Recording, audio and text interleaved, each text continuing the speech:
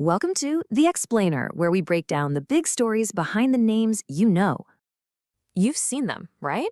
I mean, everywhere. Those orange and white trucks, they're just part of the American landscape.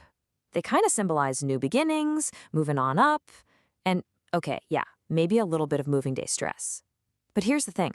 Behind that super familiar brand, there's this really fascinating financial puzzle. So you'd think a company this dominant would have a stock that's just crushing it, right? Well, nope. For a whole decade, U-Haul's stock has been stuck in the slow lane. So today, we're going to unpack this story using a great piece from Barron's to figure out what's going on and, maybe more importantly, why it could all be about to change.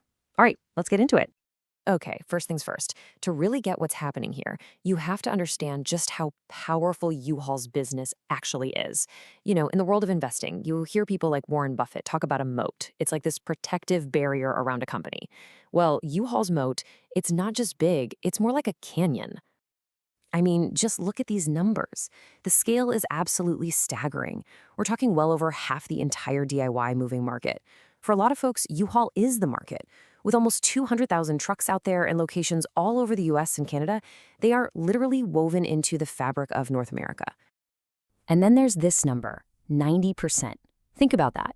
90% of the entire US population lives within a 5-mile drive of a U-Haul. That is insane.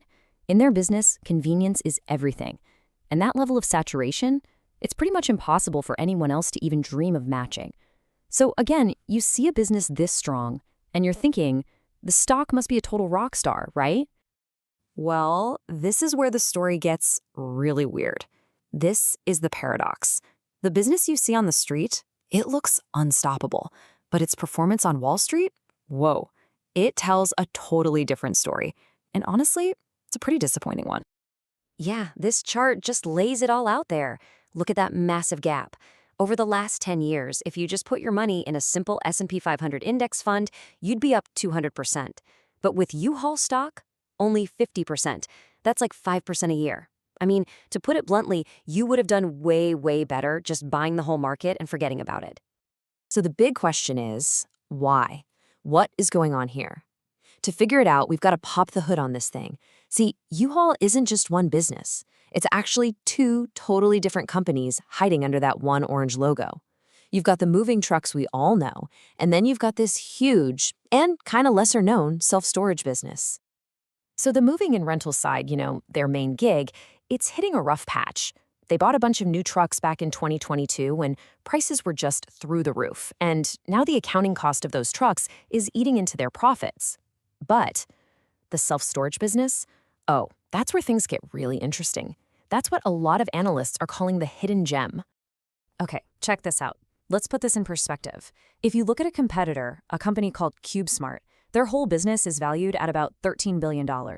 Now get this, U-Haul actually owns more storage space than CubeSmart does. And yet, the entire market value for all of U-Haul, that's the trucks, the trailers, and all that storage, is only around $10 billion. It just doesn't add up, does it? Exactly.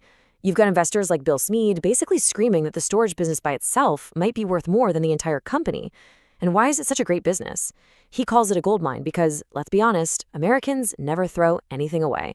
So, if the value is so obvious, why doesn't Wall Street get it?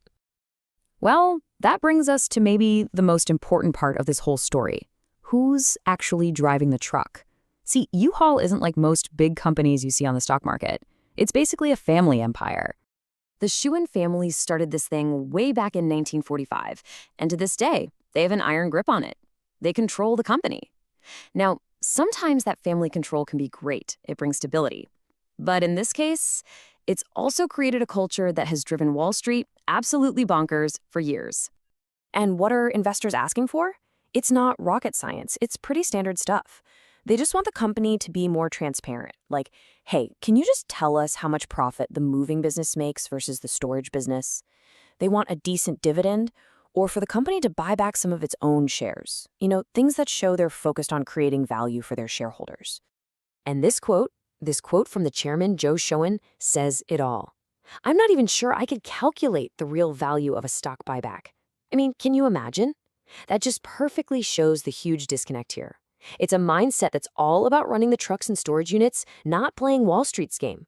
But, and this is a big but, after 10 years of a lagging stock, there are signs that might finally be changing. So is there any hope? After all of this frustration, what could finally make a U-turn and get this stock moving? Well, the analysis from Barron's points to three big things. Three potential catalysts that are just now starting to come into view. Okay, catalyst number one, that big financial drag from the expensive trucks, that's starting to go away, which should give profits a nice lift. Number two, all those new storage facilities they've built are filling up. That means more money coming in the door. And number three, and this might be the biggest one of all, management seems to be feeling the pressure. They seem, well, chastened by the stock's poor performance, and they're starting to hint that they might finally be ready to make some changes. So the big takeaway here is that change could actually be on the way. The general feeling is that the pressure has just been building and building, and it's finally reaching a boiling point. A full decade of lagging the market is hard to ignore, and it looks like management might finally be ready to listen. So it all comes down to this one big question, right? You've got this incredible business with a massive moat. You've got this hidden gold mine in their storage business. All the pieces are there. The only thing that's been missing is a management team willing to turn the key and unlock all that value for investors. So is this American icon finally ready to put its stock in drive?